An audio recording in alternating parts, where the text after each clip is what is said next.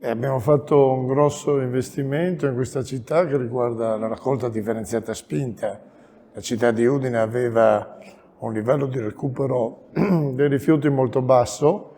In questi anni che abbiamo introdotto questo nuovo sistema, che è chiaramente un sistema virtuoso, che obbliga, tra virgolette, i cittadini a fare la differenziazione proprio a monte, abbiamo recuperato moltissime posizioni e stiamo viaggiando sull'80% del recuperato.